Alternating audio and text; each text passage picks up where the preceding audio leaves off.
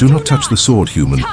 Freezing rain hammered the ruined roadside shrine as the wounded orc bride sagged against its cracked stone wall, blood darkening the silk beneath her torn ceremonial armor.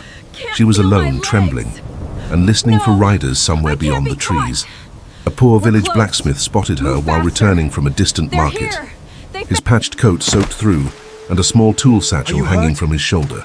Instead of running, he knelt beside her and pressed a clean strip of cloth against the wound with rough, heat-scarred hands. She towered over him even while half-collapsed, broad-shouldered and fierce, with two lower tusks and a silver clan mark hidden. Beneath wet black hair beside her lay an ornate sword with a jeweled wolf crest when the blacksmith carefully touched its hilt to move it away from the rising water. The silent bride suddenly grabbed his wrist, then she spoke his name. Before we continue, tell me in the comments what city or country you are watching from, because it is always incredible to see how far these human orc stories travel. And if emotional fantasy stories about kindness, betrayal, unlikely love, and two very different worlds finding common ground are your kind of stories. Subscribe and stay with this one until the end. Levin Brenner stopped breathing for a moment. He was 32 years old, lived at the poor edge of Greyfen, and had never seen this woman before in his life, yet she knew his name. Her fingers remained locked around his wrist for another second before weakness overcame her. The grip loosened. Her head dropped against the cracked shrine wall, and Levin saw fresh blood seeping between the fingers pressed against her ribs. Questions could wait, death would not. He wrapped her sword in his rain cloak, placed her heavy arm over his shoulders, and pulled her upright. The difference in their size almost sent him into the mud, even wounded. She stood more than a head taller than he did. Her body was powerful beneath the torn bridal layers, not bulky but hardened by years of disciplined training. Levin had repaired weapons for traveling orcs before. He knew what a trained fighter looked like. This woman was not merely strong. She carried herself like someone accustomed to others moving when she entered a room, but now each step hurt her. Levin half-carried, half-guided her through the forest while freezing water ran down his neck. Twice she tried to push him away, apparently ashamed of leaning on someone smaller. The third time, her knees nearly collapsed. Levin tightened his arm around her waist and kept moving. His cottage stood beside an old forge near the river, far enough from Greyfen that village gossip usually reached him a day late. The roof had 7 visible patches, one shutter never closed completely. Wind crept through the northern wall during winter, and the pantry was so bare that Levin sometimes joked to himself that a thief might leave food out of pity. Still, the floor was clean. His worn tools hung in careful order. A repaired chair stood beside the hearth. A wooden shelf held jars of salt, dried herbs, lamp oil, and 2 cracked bowls he had refused to throw away because they still worked. Levin had never learned how to own much. He had learned how to care for what remained.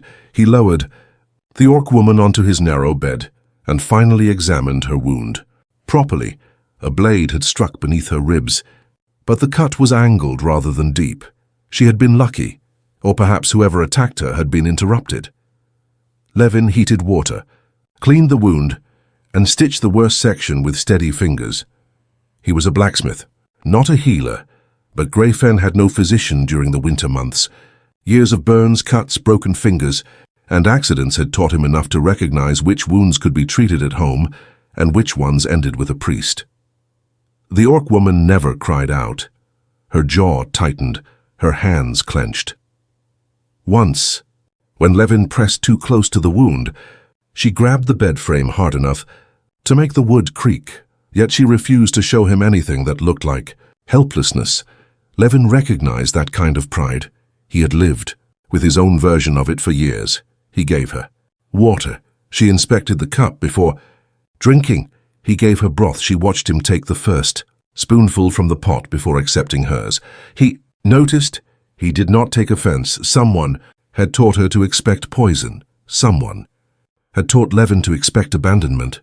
They were both too damaged to judge, the other for caution. When she finally gave him a name, it was only Vashara, nothing else. Her human speech was precise, formal, and unusually controlled. Her accent came from somewhere beyond the Iron Veil, where the 9 Ridge Orc clans ruled the northern mountains. Levin asked how she knew him. Vashara looked at the wrapped sword beside the hearth, then she said. She was too tired, Levin almost challenged her. Instead, he pulled his only thick blanket over her. That confused her more than any question could. Have she looked from the blanket to him, then toward the empty floor? Levin understood what she was asking without words. He told her he could sleep beside the forge. Her eyes narrowed. She seemed almost suspicious of the sacrifice. In Orc culture, she explained weakly, accepting shelter often created obligation. Levin said Greyfen had its problems, but he had never heard of charging wounded people rent for bleeding on furniture. For half a second, something nearly became a smile, then pain returned. That night, Levin slept on a grain sack beside the dying fire. Near midnight, he woke to the sound of Vashara gasping. She was sitting upright, one hand reaching toward the sword. Her eyes were open but unfocused. Levin stayed where he was. He did not touch her. After several seconds, she realized where she was. Her breathing slowly settled. Levin added wood to the fire and turned his back to give her privacy. He never saw her. Remove a heavy silver ring from her hand and push it beneath the mattress. The ring carried the same jeweled wolf crest as the sword. Morning came gray and cold. Vashara tried standing alone. She failed. Levin caught her before she hit the floor. Her embarrassment showed as anger. She pushed his hands away and insisted she could manage. Levin told her the floor would be happy to prove otherwise. That earned him a hard stare. He returned to the stove before his own smile became obvious. Over the next 3 days, their awkward arrangement developed rules. Vashara refused unnecessary assistance. Levin ignored her whenever necessary. Assistance became obvious. She considered human indirectness exhausting. He considered orc bluntness close to verbal warfare. She told him his stew needed salt. He told her injured guests could cook for themselves whenever they could remain standing. Longer than 30 seconds she glared at him. Then she ate 2 bowls. Levin had not expected companionship to arrive in the form of a wounded orc bride who criticized his cooking. He also had not expected how quickly the cottage would feel different with another person breathing inside it. For years, silence had been normal. Now silence had weight. Sometimes he caught Vashara watching him work through the open forge doorway. She studied his hands most often. They were scarred, thick across the knuckles, burned along the fingers, and permanently darkened around the nails by coal and iron. Levin noticed her watching and assumed she distrusted him.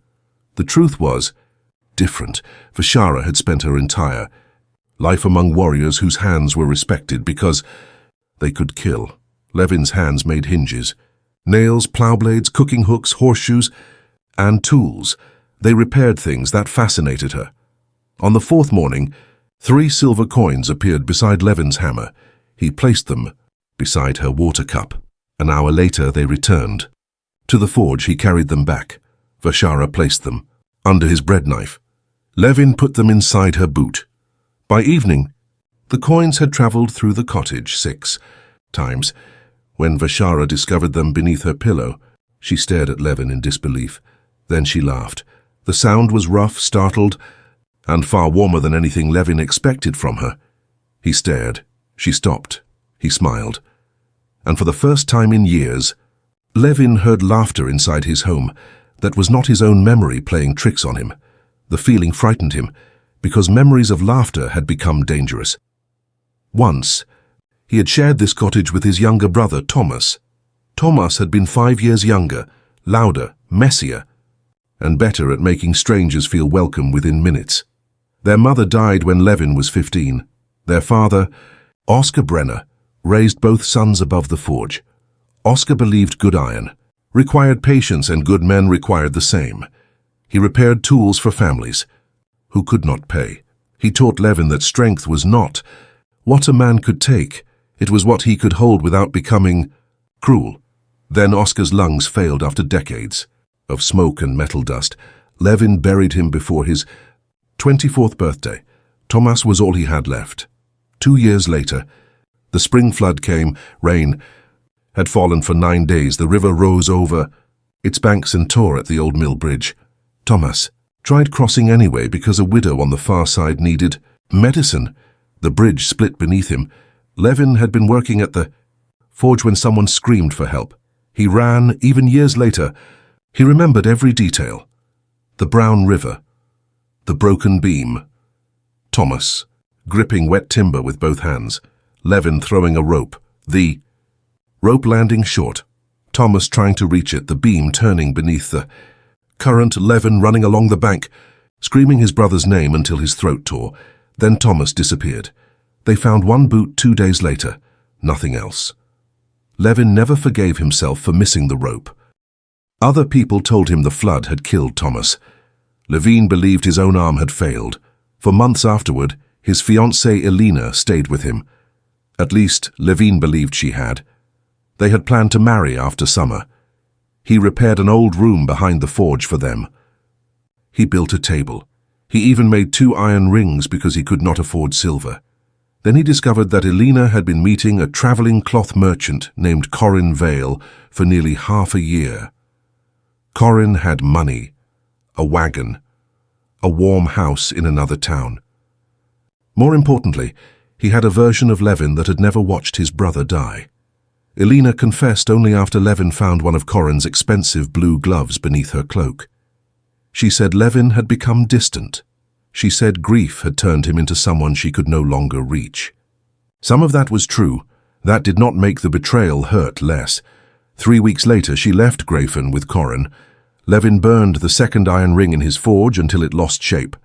After that, he stopped expecting people to remain. He worked. He ate. He slept. He helped anyone who needed help because one part of him remained forever on that riverbank, throwing a rope that never reached far enough. That was why he had carried Vashara home, not because she was beautiful, not because she was an orc, not because she might repay him. He simply could not walk away from someone who might die while he still had the strength to try. Vashara learned pieces of this slowly. One evening she asked why there was an unfinished room behind the forge. Levin told her. He expected pity. Instead, Vashara listened in silence. When he finished explaining Thomas, she said the river had taken his brother, not Levin. When he spoke of Elena, something colder entered Vashara's expression. She understood betrayal too well. Her full name was Vashara Ruun. She was 29 years old. She was also crown heir of the Iron Vale, commander by blood of the 9 Ridge clans, and the woman expected to become their next High Queen. Levin knew none of that yet. Vashara had been raised inside the mountain stronghold of Kardurath. At 13, she learned battle formations. At 15, she sat through her first council session. At 17, she broke the nose of a clan heir who claimed female rulers made weak borders. Her father, High Chief Arveth Ruun, had laughed privately and punished her publicly. Arveth believed she would someday become a better ruler than he had been. He died 2 winters before Vashara met Levin. His death changed the balance of every clan around her. Vashara inherited authority, but not complete control. Several elders insisted the 9 Ridge clans needed a political marriage before she could formally take the throne. The strongest candidate was Hadruk Sen, commander of the Stone Banner. Hadruk was handsome by orc standards, decorated in battle, respected by soldiers, and dangerously patient. He had courted Vashara for nearly 3 years. At first, she believed he respected her. He listened when she discussed supply routes. He praised her military judgment. He never mocked her for wanting reforms. Then, after Arveth died, Hadruk changed. He began deciding who could meet Vashara privately. He objected when she promoted officers who were loyal to her rather than him. He suggested her grief made her judgment unreliable. He started speaking of their future rule, as though the crown already belonged to them both. Vashara resisted. Hadruk became more careful. Then she discovered his deeper betrayal, her cousin Selyra.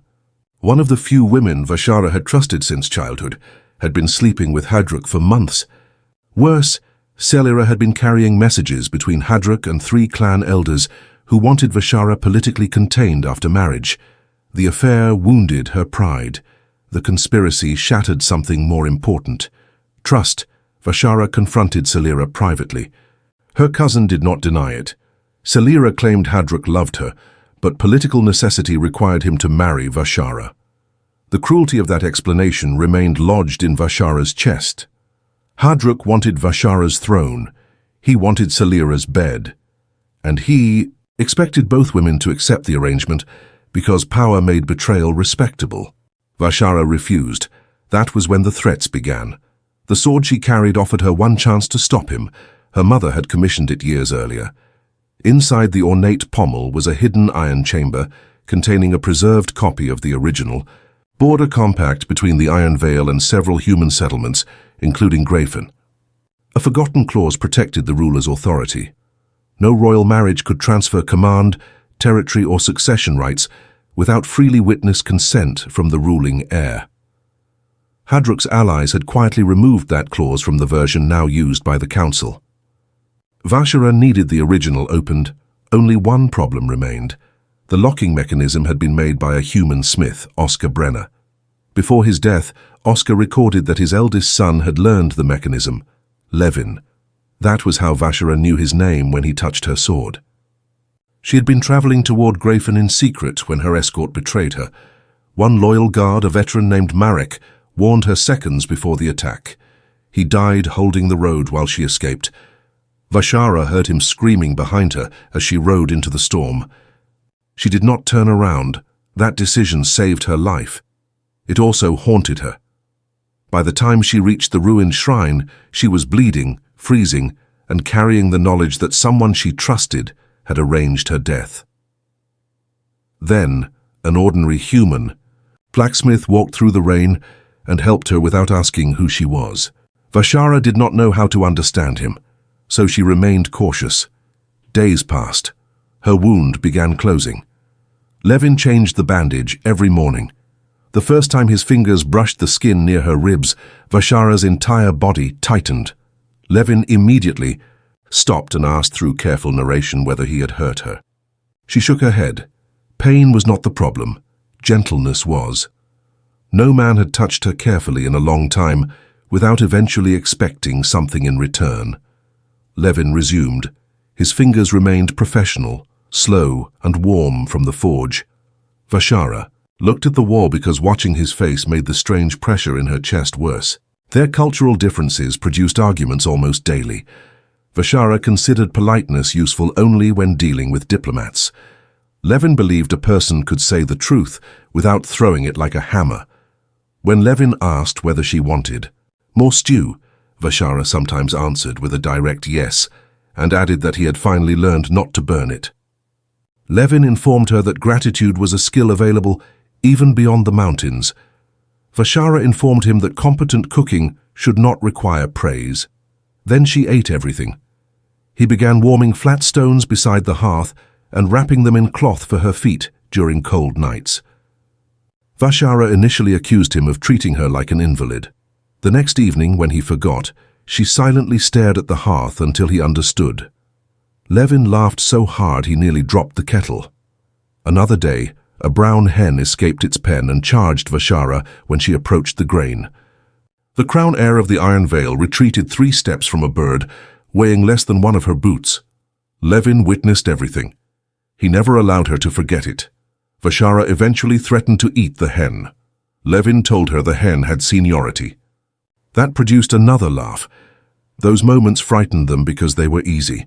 Neither was accustomed to easy. Vashara started helping in the forge once she could stand longer. Levin refused to let her swing the heaviest hammer until her wound fully healed. She ignored him. On the second strike, pain flashed across her face. Levin snatched the hammer from her. His anger came fast. He told her she did not have to prove strength every hour of every day. Vashara went completely still. Nobody had spoken to her that way since her father died. Levin immediately regretted his tone, but he did not withdraw the meaning. Vashara returned to the cottage. For several hours they barely spoke. That night she explained that among the 9 Ridge clans, visible weakness invited political testing. A ruler who hesitated once might spend months proving the hesitation did not define her. Levin understood more than she expected. He told her Greyfen men had their own foolish rules. A grieving man was expected to recover quickly enough that his sadness did not make others uncomfortable. A poor man was expected to accept humiliation quietly. A betrayed man was expected either to become angry forever or pretend he had never cared. Levin had done neither well. Vashara sat beside him near the dying fire, their shoulders almost touched. For a long time neither moved. Then she asked about Elena. Levin admitted he had loved her. He also admitted the cheating had damaged more than his trust in one woman. It had convinced him that eventually everyone discovered he was too heavy to carry. Too poor, too quiet, too damaged. Vashara turned toward him. She did not comfort him with empty promises. She told him Elena's betrayal revealed Elena's choice, not Levin's worth. The words struck deeper than she intended. Levin looked away. Vashara understood then that a person could be strong enough to hold hot iron with scarred hands and still carry wounds nobody saw. She reached across the space between them. Her fingers rested on the back of his hand. It was the first touch either of them had chosen without necessity. Levin did not move, neither did she. The fire cracked softly. Rain tapped against the roof. For several breaths the entire world became that small contact. Then Vashara withdrew. Both pretended nothing had happened. Neither slept much. The following morning Levin taught her a Greyfen word for hearth. Vashara taught him an orc word, Varuun. It meant someone welcomed beside the clan fire, despite sharing no blood. Levin mispronounced it 3 times. Vashara corrected him. He deliberately pronounced it worse. She shoved his shoulder. He nearly fell from the stool. She caught him before he did. Her hand closed around his waist easily. Levin looked up. Vashara looked down. The size difference between them had always been obvious. For the first time it felt intimate rather than strange. She released him too quickly. Their quiet domestic life deepened. Vashara began bringing water from the river. Levin repaired the leather straps on her armor. She sharpened his wood axe, even though he rarely used it. He taught her how to recognize when iron was ready by color, instead of sparks.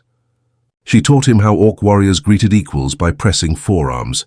He showed her how Greyfen families left fresh bread on a neighbor's doorstep after a death without expecting acknowledgement. That custom silenced her. The night before, she had dreamed of Marek dying on the road so she could escape.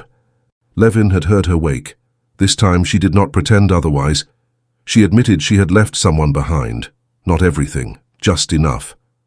Levin said survival sometimes forced choices that looked cruel from a safe distance. Vashara asked whether he truly believed that. Levin thought of Thomas. Then he admitted he was still trying to believe it about himself. Vashara leaned her head against his shoulder. Levin's entire body went rigid. She noticed a faint smile touched her mouth. He forced himself to breathe. Eventually, she fell asleep there. His shoulder ached. His leg went numb. He stayed still for nearly an hour. The next morning, Vashara acted as though it had never happened, but she stopped sleeping with a dagger under her pillow. Levin noticed that too. He began realizing he did not want her to recover too quickly. The thought filled him with shame. He wanted her healthy. He wanted her safe. But healing meant leaving. Every morning she moved more easily. Every day brought him closer to another empty cottage. Vashara struggled with the same fear. For most of her life, she had been surrounded by servants, guards, advisors, suitors, rivals, and clan relatives. She had never been alone, yet she had been lonely almost constantly. With Levin, silence became peaceful.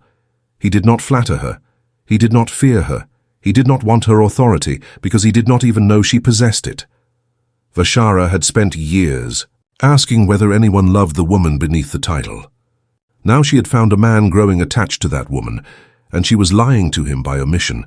Her guilt sharpened each day. So did another feeling, jealousy. It arrived unexpectedly when Levin went into Greyfen for flour. Vashara, stubborn and mostly healed, accompanied him. Human villagers stared. Some crossed the road. Others whispered. Levin ignored them. At the baker's stall, a young widow named Marta smiled warmly at him and touched his arm while explaining that her oven latch had broken again. Vashara's expression changed instantly. Levin noticed. On the walk home, he asked why she looked as though she wanted to challenge a bakery to single combat. Vashara denied anything was wrong. Levin mentioned Marta again. Vashara's jaw tightened. He understood. The realization filled him with a ridiculous amount of satisfaction. He did not tease her too cruelly. Vashara later asked with forced indifference whether Marta often touched his arm. Levin said Marta touched everyone. Vashara apparently found that worse. Later that same night, Levin remembered that Vashara had once mentioned a promised husband. His amusement faded. He had no right to jealousy. Still, imagining her returning to another man hurt more than expected.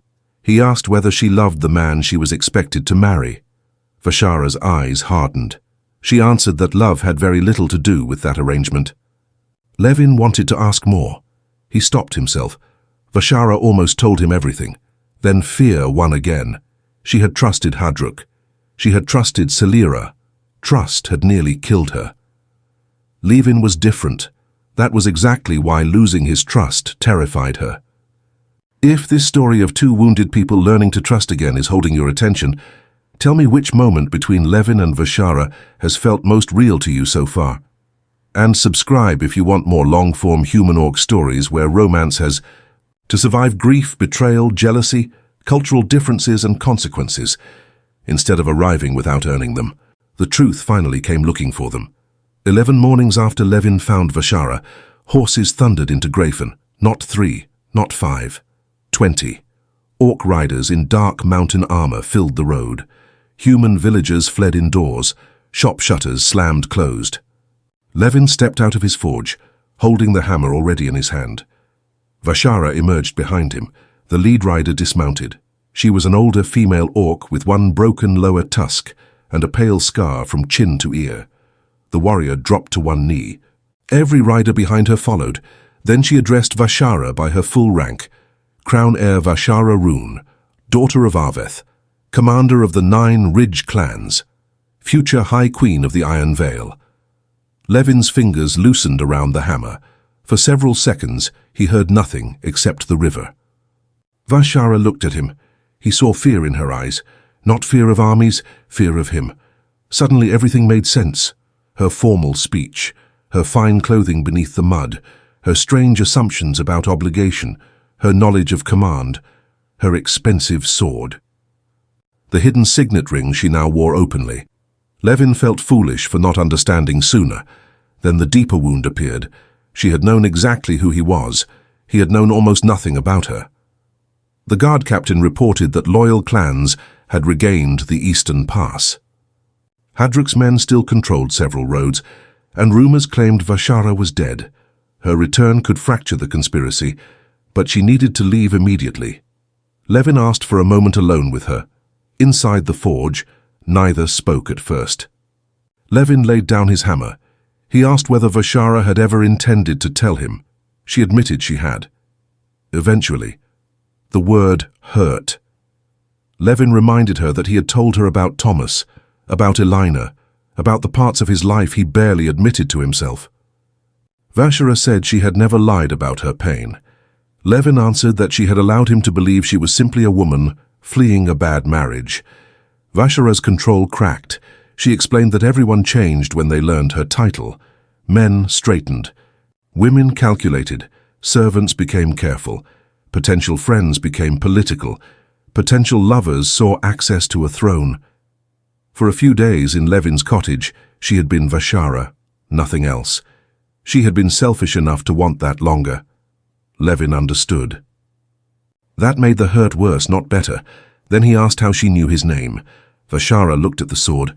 She brought it to the forge table. For the first time, she told him everything. The false treaty, Hadruk's political marriage, Selyra's affair with him.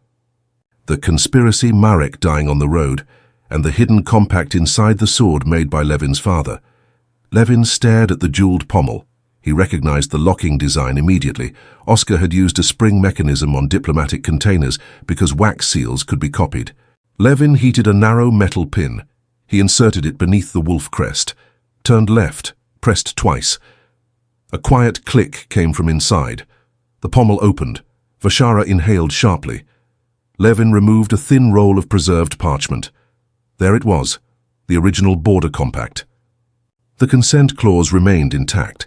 Hadruk could not legally claim authority through marriage without Vashara's freely witnessed approval. The document could destroy his plan. Levin should have felt proud. Instead, he looked at the woman beside him and understood the impossible distance between them. She was going to become queen. He was a blacksmith with a leaking roof. Vashara saw the change. Her voice softened as she tried to explain that her title changed nothing between them. Levin answered that it changed everything waiting outside the door. Before either could say more, an arrow struck the forge shutter. Then another. The first attack came through the yard. Hadruk's riders had followed the royal guard to Greyfen. Vashara drew her sword. Levin saw blood instantly darken the side of her. Bandage where the sudden movement reopened part of the wound. He stepped in front of her. Vashara nearly shoved him aside. Levin was physically no match for an orc warrior. He knew it. So did everyone else. But Greyfen was his ground. He knew every weakness in the forge. He kicked open the old sluice lever that redirected river water through the quenching trench. Cold water flooded the yard. Mud turned slick beneath armored boots. Then Levin pulled a support pin from a rack stacked with iron wagon rims. The rims crashed down and rolled through the flooded yard. 2 attackers fell. A third stumbled directly into Vashara. She struck him down with the flat of her blade and moved toward the door. Even injured, she fought with terrifying control. Levin finally understood how much strength she had been hiding inside his cottage. Another attacker came through the rear entrance. Levin caught the man's sword between long forge tongs and twisted. The blade slipped. The soldier struck Levin across the temple. He fell hard. Vashara saw him go down. Something primal crossed her face. For days, she had restrained every emotion. Now terror stripped away the restraint. She drove the attacker back and stood over Levin, protecting his body until royal guards reached the forge. The fighting ended within minutes. To Levin, unconscious in the mud, it felt like no time at all. He woke inside his cottage. Vashara sat beside the bed. This time she had given him the mattress. There was blood on her armor. Some was hers, most was not. When Levin opened his eyes, Vashara's composure nearly broke. She touched his cheek with shaking fingers. Levin covered her hand with his. The anger had not disappeared. Neither had the betrayal, but fear had clarified something more important. He told her the crown frightened him, not because he resented it, because he could already see himself disappearing beside it. Vashara told him she had spent her whole life becoming impossible to ignore, and had never once felt as truly seen as she did when he handed her a bowl of burned stew without knowing her name. Levin almost smiled. Then he admitted he cared for her, more than he should. Vashara's eyes filled. She admitted the same. There was no dramatic declaration, no promise that everything would work. Levin simply rested his forehead against hers. Vashara closed her eyes. Their first kiss happened later that night. It was hesitant, almost uncertain. Vashara was larger, stronger, and accustomed to taking decisive action in every other part of life. Yet she waited. Levin understood what she was giving him. Choice. He lifted one hand to her cheek. She leaned down. The kiss was brief and gentle. When they separated, neither pretended it meant nothing. Morning still came. Duty still existed. Hadruk still controlled part of the Iron Veil. Love did not remove any of it. Vashara left Greyfen 2 days later. Levin watched her ride north with 30 guards. She did not ask him to follow. He did not ask her to stay. Both knew neither request would be fair. The cottage became silent again. For 12 days, Levin returned to his old life. He repaired hinges, reset horseshoes, replaced a broken axle band. The work felt the same beneath his hands. Everything else felt wrong. At night, he sometimes woke expecting to hear Vashara criticizing the fire. He found one of the warming stones beside the bed and sat holding it longer than he wanted to admit. Greyfen gossip spread. Some villagers treated him like a curiosity. Others accused him of harboring an enemy. A few men made crude jokes about orc women. Levin nearly broke one man's nose. He stopped himself because Vashara had once told him self-control was harder than violence. On the 13th morning, riders returned. Vashara led them. This time she wore full royal armor, deep crimson over black leather, silver edging, the wolf crest displayed openly across her shoulder. She looked taller somehow, Not because she had changed, because Levin now understood what she carried. Behind her rode Captain Brenner, the scarred warrior who had found Greyfen, and several senior clan guards. Vashara entered the forge alone. She told Levin the original compact had worked. 3 elders withdrew support from Hadruk. Selyra confessed after learning Hadruk planned to discard her once he gained authority. The confession revealed payments, forged orders, and names connected to the attack. But Hadruk remained powerful. He had not been arrested. Half the stone banner still supported him. Levin asked why Vashara had returned personally. Her answer changed his life. She had come to ask him to marry her. Levin stared. Vashara did not soften the offer. Orc courtship among ruling families was formal, political, and usually negotiated through clans. She rejected all of that. She told him she wanted him as her husband and equal partner, not because he had saved her, not because his father had made the sword, not because marrying a human offered political advantage. It offered the opposite.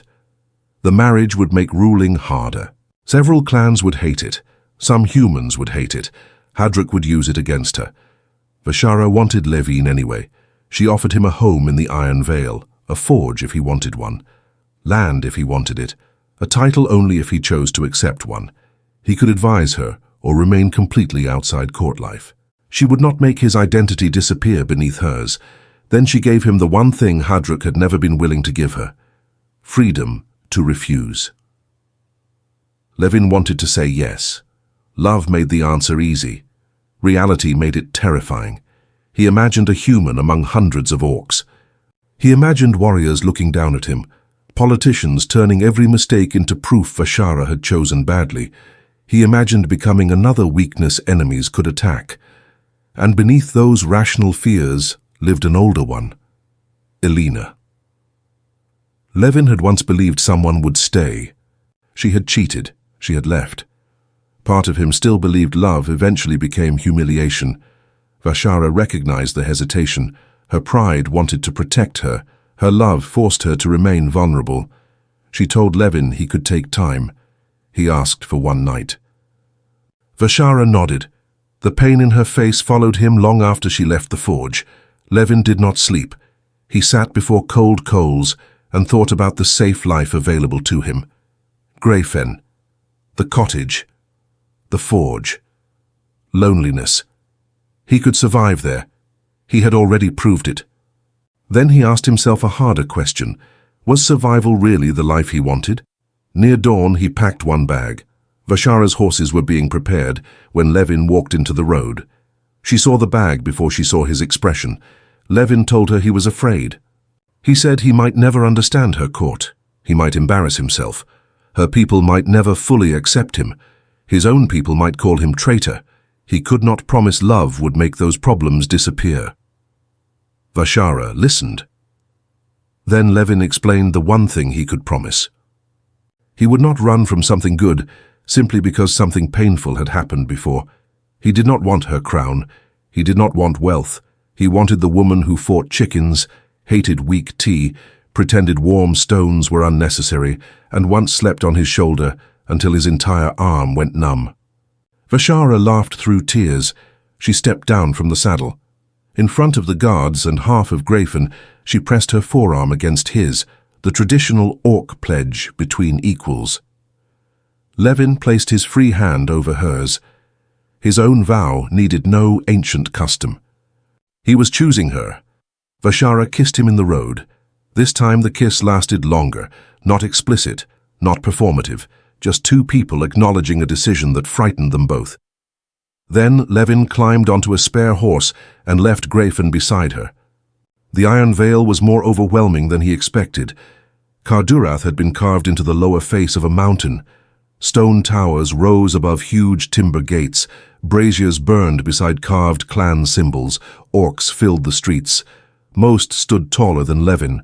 Some openly stopped walking when they saw him. The future queen had returned with a human blacksmith. News traveled faster than horses.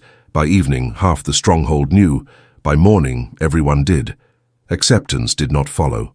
Senior elder Korga Then argued that the marriage insulted centuries of clan tradition. Several warriors questioned whether Levin could protect Vashara. Hadruk questioned something more dangerous, whether Vashara could be trusted to protect the clans if personal affection now guided her decisions. The argument found support. Hadruk was not a cartoon villain. That made him harder to defeat. He genuinely believed strong clans required controlled succession. He genuinely feared neighboring enemies would interpret a human royal marriage as weakness. He also genuinely loved power. The three motives had become impossible to separate. Jealousy sharpened them further. Hadruk had expected Vashara to choose him eventually, regardless of his affair with Selyra. Seeing her look at Levin with a softness she had never offered him injured his pride more deeply than losing the political marriage. He challenged Levin under an old clan custom. The intended spouse of a ruling heir could be required to prove worth before the council if enough elders objected. Traditionally, the test became physical. Hadruk expected Levin to fail. Levin refused to fight him. The chamber erupted. Hadruk called the refusal proof of cowardice. Levin waited until the room quieted. Then he explained that Vashara already commanded hundreds of warriors stronger than him. If marriage required another sword arm, she had no reason to choose a blacksmith. He had nothing to prove by pretending he could beat Hadruk in combat. Then Levin carried Vashara's damaged sword to the center of the chamber. A fracture remained beside the guard from the attack in Greyfen. He placed the weapon on an anvil. The hall went silent. Levin explained that any fool with enough strength could damage good steel. Repair required understanding where the metal had failed. For 3 hours, he worked in front of the council. He removed the guard. He heated the fractured section. He folded reinforcing metal into the weakness. He reset the hidden mechanism his father had built. Nobody spoke. The future queen stood watching while the poor human she loved worked with the calm confidence of a man finally standing inside his own skill rather than comparing himself to someone else's. When the sword cooled, Levin did not hold it above his head. He did not claim it. He walked to Vashara, knelt, and returned it to her. He explained that her sword, her crown, her choices, and her body had never belonged to him. He wanted to stand beside her, not own any part of her. The words hit the council harder than any victory in combat could have. Elder Serkatal, a grey-haired orc woman who had served Vashara's father, struck a fist against her chest. One warrior followed, then another. Not everyone. Enough. Hadruk's face revealed exactly how much he hated Levin in that moment. Levin won the formal challenge. He did not win acceptance. Over the following months, resistance became uglier. A human trader spat near Levin's feet and accused him of selling Greyfen secrets. Orc servants sometimes stopped speaking when he entered a room. Children asked whether humans were all so small. Levin answered that orcs were simply inconveniently large. That rumor spread. Some warriors began liking him, others never did.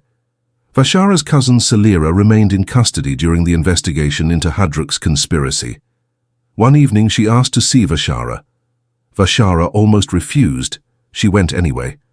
Selyra looked smaller without expensive jewelry and clan attendants. She admitted that jealousy had driven much of what happened. Growing up beside Vashara had meant being compared to her constantly. Vashara was stronger, more admired, born closer to the throne. When Hadruk began secretly pursuing Selyra, she felt chosen for the first time. She mistook secrecy for love. By the time she understood Hadruk was using both women differently, pride kept her trapped. Vashara listened. She did not forgive her, not yet. But she understood. That distinction mattered. Emotional damage did not disappear, just because the person who caused it explained themselves. Levin learned the same lesson when Elena unexpectedly arrived in Cardarath months later. Corran Vale's business had failed. He had abandoned her after starting an affair with the daughter of a wealthy grain merchant. The irony was cruel. Elena came with a human trade delegation and asked privately to see Levin. Vashara learned of the meeting. For the first time since their engagement, she felt the full force of jealousy. She hated it. She also refused to forbid the meeting. Levin met Elena in a public garden. She apologized. She admitted cheating had been cowardly. She had blamed his grief because admitting she wanted an easier life made her feel ashamed. Levin listened. Years earlier, he had imagined this conversation 100 times. In those fantasies, Elena begged. He rejected her. He finally felt powerful. Reality was quieter. Levin looked at the woman who had once broken him and realized he no longer needed her regret to repair what she had damaged. He forgave her enough to stop carrying hatred. He did not invite her back into his life. When he returned home, Vashara was sharpening a knife that had not needed sharpening. Levin almost smiled. He told her the meeting was over. Vashara said she had not asked. Levin agreed. Then he kissed her forehead. Vashara's knife stopped moving. He told her Elena belonged to his past. Vashara was the future he had chosen. The jealousy did not vanish immediately. But neither did it become control. That difference separated what they had from what Vashara had endured with Hadruk. Their greatest trial came shortly before the marriage ceremony. Levin traveled with 2 guards to inspect a damaged bridge used by human merchants. The attack happened in a narrow mountain cut. 3 hidden archers fired from above. 1 guard fell. Levin survived the first volley because the second guard knocked him behind a stone cart. The attackers wanted him alive long enough to deliver a message. Leave Vashara, or the next attack would target civilians. Levin returned to Kadurath with a cut across his shoulder and guilt eating through him. That night, he told Vashara he should go back to Greyfen. She stared at him. He explained that loving him was becoming politically expensive. Hadruk's remaining supporters used him to destabilize her rule. People were getting hurt. Vashara asked whether he believed leaving would stop them. Levin knew it might not. She asked whether he was truly protecting her or protecting himself from the terror of watching someone he loved suffer because of him. That silenced him. Vashara knew exactly where to strike because she knew his wounds. Thomas, the missed rope, Elena. The belief that loving Levin eventually cost people too much. She took his scarred hands in hers. Then she reminded him that he did not get to make her choices in the name of protecting her. Hadruk had done that. She would not accept the same behavior from Levin simply because his motive was kinder. The truth hurt. Levin stayed. Together they changed strategy. Instead of hiding the threats, Vashara presented evidence publicly.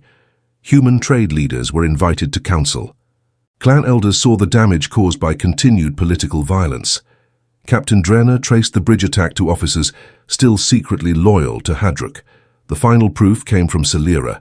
She provided Hadruk's private ledger, payments, names, orders, including authorization for the attack at the roadside shrine where Vashara had nearly died. Hadruk was arrested. At his trial, he defended his choices as necessary to preserve the clans. Some elders almost believed him. Then Vashara stood before the council and asked a simple question. If their traditions required a future queen to surrender consent, tolerate betrayal, accept political cheating, and marry a man willing to arrange her death when she resisted, what exactly were those traditions preserving? Nobody answered. Hadruk was stripped of command and exiled beyond the western passes.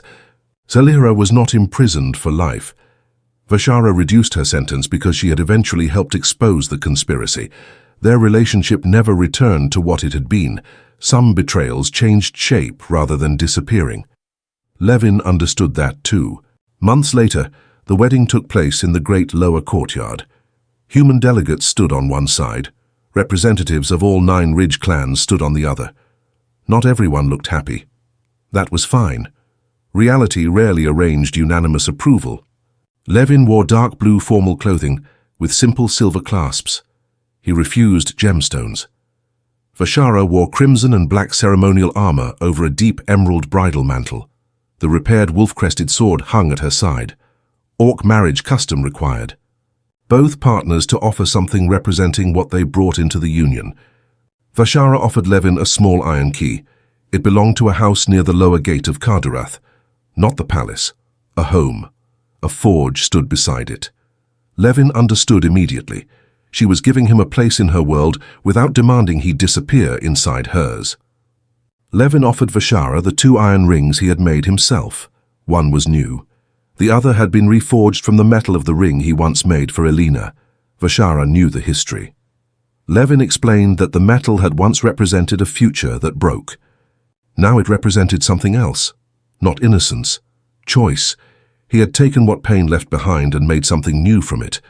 Vashara's eyes filled with tears. She did not hide them. That may have been the strongest thing she did that day. They married before both worlds. Life afterward was not perfect. Some clans continued opposing the union. Some humans still called Levin bewitched. Vashara lost political support from 2 old families. Levin lost several Greyfen customers who refused to buy ironwork from a man married to an orc. Neither pretended those costs were meaningless. They simply decided the costs were worth paying. A year after the freezing night at the shrine, Levin still woke before dawn. He and Vashara lived in the stone house near Kardarath's lower gate. The roof did not leak. Levin considered this unnecessary extravagance. His forge stood 20 steps from the kitchen. He earned more money than he ever had in Greyfen, yet still repaired poor farmers' tools at almost no charge. Vashara complained regularly. She also secretly made sure his iron stock never ran low. He eventually discovered this. They argued. Neither changed. Levin became useful to the council because he saw problems powerful people missed. He knew what a broken wagon axle meant to a farmer. He knew what increased tolls meant to families who counted copper coins. He understood why ordinary humans feared orc patrols, even when those patrols meant no harm.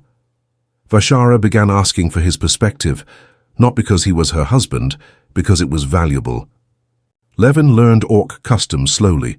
He still pronounced several clan names badly. He still disliked ceremonial feasts that lasted 6 hours. He occasionally missed Greyfen so badly that the smell of wet pine could make his chest ache. Vashara never mocked the homesickness. Sometimes she rode south with him. They visited Oscar's grave, then Thomas's empty marker beside it. The first time Vashara stood there, Levin finally cried without turning away. She did not tell him to stop. She simply held him. Vashara changed too. She remained formidable in council. She remained capable of commanding hundreds of soldiers. But at home, she no longer treated exhaustion like shame. If a decision frightened her, she told Levin, if grief for her father returned, she allowed it. If nightmares of Marek woke her, she reached for Levin instead of a knife. Her strength did not diminish. It became less lonely. One winter evening, freezing rain struck the windows. Levin was sitting beside the hearth repairing the leather grip on Vashara's sword. The same sword, the same jeweled wolf crest. The hidden chamber still worked. The old treaty remained protected inside the royal archive now, but Vashara kept the blade because it had become something larger than a weapon.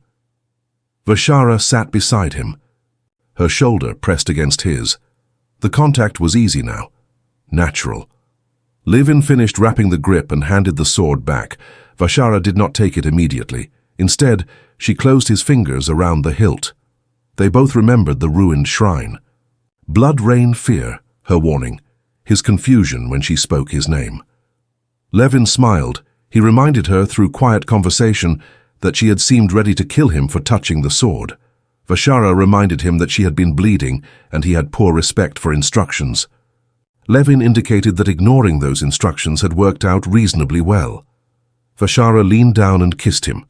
Outside, human traders moved through the lower gate beside orc guards. The sight had become normal enough that children barely noticed it. Not every wall between their peoples had fallen. Not every prejudice had disappeared, but something had changed.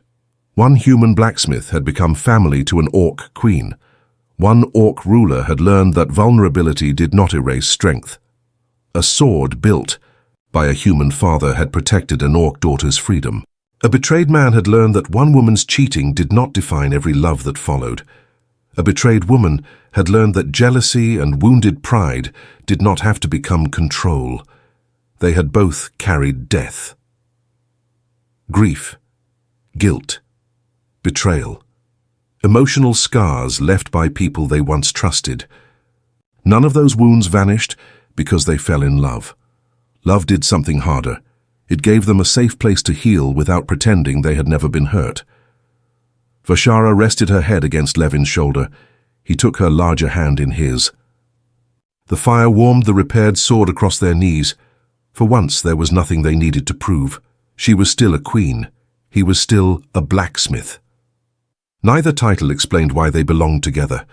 He had met her when she had no army, no court, and almost no strength left. She had loved him when he had no wealth, no rank, and little belief left in his own worth. That was why the world could never convince either of them that the other had chosen for the wrong reasons. The first time Levin touched Vashara's sword, she feared he might discover who she really was. Years later, she understood something far more important. He had discovered who she was long before he ever learned her title, and he had stayed. If Levin and Vashara's journey stayed with you, subscribe and tell me in the comments whether you believe. Trust can become stronger after betrayal, when two people are willing to earn it slowly. And if you want another emotional human-orc romance filled with sacrifice, jealousy, danger, tenderness, and an impossible choice between two worlds, stay with the channel for the next story.